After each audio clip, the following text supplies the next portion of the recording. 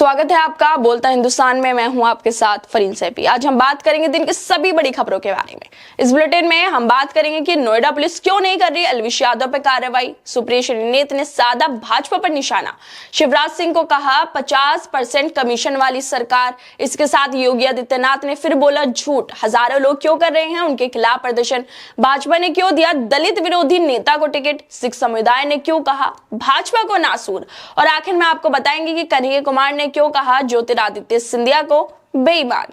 तो चलिए शुरुआत करते हैं आज की खास खबरों की। रेव पार्टी में सांपों को जहर परोसने के मामले में यूट्यूबर एलविश यादव के खिलाफ केस दर्ज कराने वाली नोएडा पुलिस अब बैकफुट पर आ गई है। एलविश यादव पर मुकदमा दर्ज कराने के बाद नोएडा पुलिस असमंजस में दिखाई दे रही है। पुलिस ना तो एलविश को क्लीन चिट दे रही है और ना ही उसे पूछताछ के लिए बुला रही है।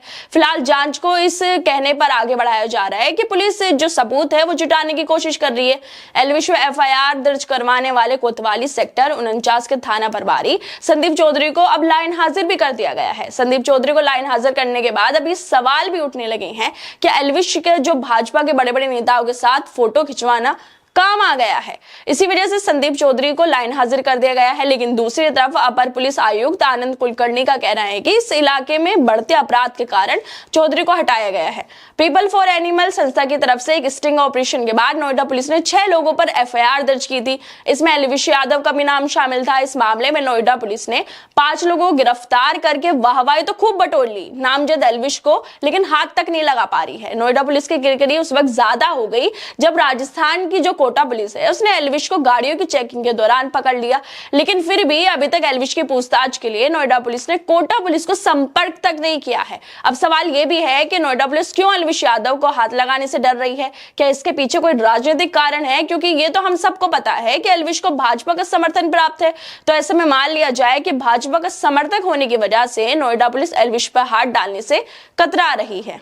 अब आपको लेके चलते हैं मध्य प्रदेश, जहां पर 17 नवंबर को मतदान किए जाएंगे। लेकिन मतदान से पहले ही भाजपा और कांग्रेस पार्टी एक दूसरे पर खूब आरोप प्रत्यारोप लगा रही है। इसी बीच मध्य प्रदेश में कांग्रेस नेता सुप्रिया श्रीनेत ने एक पीसी के दौरान भाजपा पर जमकर निशाना साधा। उन्होंने कहा कि केंद्रीय मंत्री नरेंद्र सिंह तोमर जी के बेटे देवेंद्र तोमर का एक वीडियो वायरल हो रहा है जिसमें देवेंद्र तोमर एक बड़ी रकम के लेन देन की बात कर रहे हैं। इस वीडियो कांग्रेस प्रदेश अध्यक्ष के मीडिया प्रभारी पीयूष बघेल ने भी शेयर किया है। वीडियो में देवेंद्र तोमर फोन पर किसी बड़े कारोबारी से करोड़ों रुपए के लेन देन को लेकर बातचीत कर रहे हैं, जिसमें ये व्यक्ति ट्रांजैक्शन के लिए अलग अलग खातों की डिटेल्स मांग रहे हैं। इसके साथ ही वक्त भी पूछ रहे हैं। पीयूष बघेल ने इनकम टैक्स, सीबीआई और ईडी से इसकी जांच करने की मांग भी कही है। वही सुप्रिया श्रीनेत ने भी कहा है कि वो इस वीडियो की पुष्टि नहीं करती, लेकिन अगर इसकी जांच होगी तो शायद कुछ अहम जानकारियां सामने निकल कर आ सकती हैं। वो आगे कहती हैं कि ये विडंबना है कि बीजेपी आज एक गाना लेकर आई है जो वॉशिंग पाउडर निरमा की तर्ज पर है, जिसमें शिवराज सिंह चौहान, हेमंत बिस्वा, नारायण राणे, शुभेंदु अधिकारी जैसे बीजेपी के बड़े बड़े नेता इस निरमा पाउडर में नहाकर आए हैं, जिसकी वजह से उनके ऊपर लगे जितने भी आरोप है, दाग धब्बे सब साफ हो गए हैं। बीजेपी का गाना 50% कमीशन वाली शिवराज सरकार की पोल खोल रहा है। अब सवाल यह है कि भाजपा में जाते ही सभी लोग वॉशिंग पाउडर से क्यों ना लेते हैं? उनके ऊपर फिर जितने भी दाग धब्बे या आरोप होते हैं वो एकदम किसी को नजर नहीं आते, सब खत्म हो जाते हैं। सब एकदम चकाचक होकर बीजेपी में शामिल होने के बाद एकदम साफ सुथरे होकर बाहर निकलते हैं। अब आपको उत्तर प्रदेश लेकर चलते हैं, जहां पर फिर से कुछ तस्वीरें वीडियो भाजपा की पोल खोल रही हैं। उत्तर प्रदेश के मुख्यमंत्री योगी आदित्यनाथ ने बड़े कॉन्फिडेंस से कहा था कि हम 2 करोड़ से ज्यादा युवाओं को नौकरी देंगे। उनकी सरकार ने मिशन रोजगार अभियान भी चलाया था, 2 करोड़ से ज्यादा नौकरियां निकलेंगी, इन्होंने ये कहा था। ये सब मुख्यमंत्री जी ने लखनऊ में एक संबोधन के दौरान कहा था, लेकिन उसका असर कितना हुआ ये हम आपको बताते हैं। जिस लखनऊ में खड़े होकर मुख्यमंत्री जी ने बड़े बड़े झूठे वादे किए थे, वहीं के टीचर कैंडिडेट्स भाजपा सरकार के खिलाफ प्रदर्शन कर रहे हैं क्योंकि उन्हें अभी तक नौकरी नहीं मिली। और ये कोई 2-4 लोग नहीं है, बल्कि 69,000 कैंडिडेट्स उत्तर प्रदेश की राजधानी लखनऊ में भाजपा के कार्यालय के बाहर प्रदर्शन कर रहे हैं। सोचिए दोस्तों, 69,000 लोग नौकरी पाने के लिए प्रदर्शन कर रहे हैं, जबकि योगी आदित्यनाथ ने बोला था कि करोड़ों नौकरियां देंगे। कहां गई वो नौकरियां? या फिर ये कह सकते कहते हैं कि ये भी एक झूठा वादा था जिसे भाजपा हमेशा से करती आई है। नौकरियां देने में सरकार एकदम फेल है, विकास के नाम पर डब्बा गुल है, महिला सुरक्षित नहीं है। लेकिन इतने सब होने के बाद भी मुख्यमंत्री जी बड़े कॉन्फिडेंस के साथ झूठ बोल लेते हैं। कैसे वो बिना कुछ किए अपनी सरकार की तारीफ कर लेते हैं।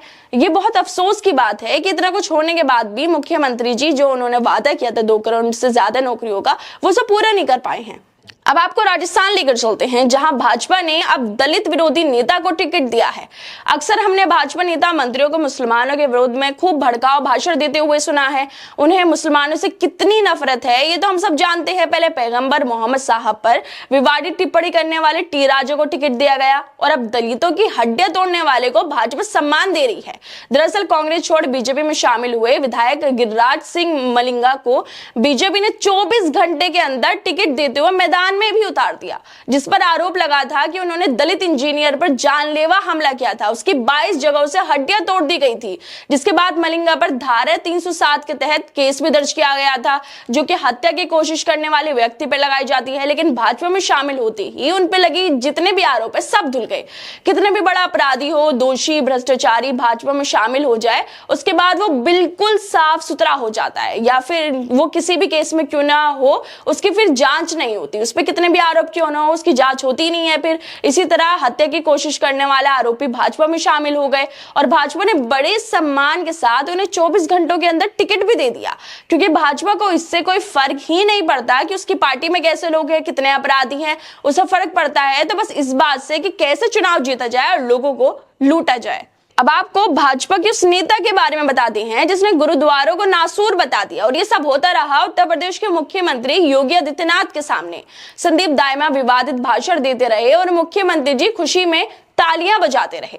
लेकिन जब सिख समुदाय के लोगों ने भाजपा और उनके असभ्य जो नेता हैं उसका विरोध किया तो संदीप दाइमा गुरुद्वारे पहुंच गए, वहां की सफाई करने लगे, झटपट माफी भी मांग ली ताकि दिखा सके कि उन्हें सिखों से कितनी मोहब्बत है। लेकिन अब सोशल मीडिया पे एक वीडियो खूब वायरल हो रहा है जिसमें कुछ सिख समुदायों के लोगों ने चुनाव आयोग के अधिकारियों से बात करते हुए कहा कि इंडिया में चुनाव आयोग है या नहीं है।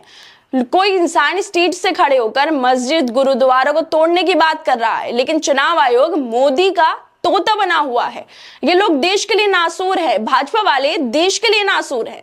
संदीप दाइमा जैसे लोग ऐसे भाषण दे रहे हैं और योगी आदित्यनाथ मंच पर बैठकर तालियां मार रहे हैं। शर्म आनी चाहिए ऐसे लोगों को। कम से कम तुम लोगों को एहसास कराओगे कि सभी लोग मोदी के तोते नहीं हैं। भाजपा देश में नफरत फैलाने का काम कर रही है और चुनाव आयोग या प्रशासन कुछ नहीं कर रहा। ये बहुत शर्म की बात है। संदीप दाइमा ने माफी मांगते हुए कहा था कि मैंने तो कहा था कि मस्जिद मदरसे तोड़ दो, मेरे मुंह से गुरुद्वारे के लिए गलत निकल गया, लेकिन फिर भी चुनाव आयोग चुप करके बैठा रहा, कोई कार्रवाई नहीं कर रहा। खैर, आप लोग इस बारे में क्या सोचते हैं कि जिस तरह से भाजपा की किरकिरी हर तरफ हो रही है, हर कोई उसका विरोध कर रहा है, उसको नफरती पार्टी बता रहा है जो देश के भाईचारे को खत्म कर रही है और अपनी राजनीति के लिए नफरत फैला रही है, क्या आने वाले टाइम में भाजपा जो नफरत फैला रही है उसके और भी बुरे परिणाम हो सकते हैं, या फिर जनता भाजपा के नफरती बयानों की वजह से उसे सत्ता से बाहर कर देगी? अब आपको कन्हैया कुमार के उस बयान के बारे में बताते हैं जिसमें उन्होंने भाजपा के चहीते नेता ज्योतिरादित्य सिंधिया पर निशाना साधा है। मध्य प्रदेश में विधानसभा चुनाव को लेकर सियासी पारा चढ़ा हुआ है।